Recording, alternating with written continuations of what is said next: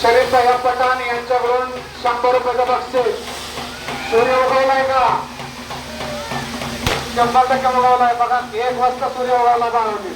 अतिशय उत्कृष्ट कला, अतिशय उत्कृष्ट अशी कला सादर झालेली आहे. उगवता सूर्य.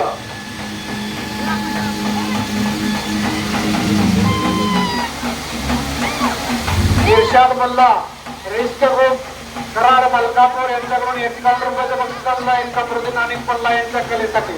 सुंदर अशी कला, लय भारी, सुंदर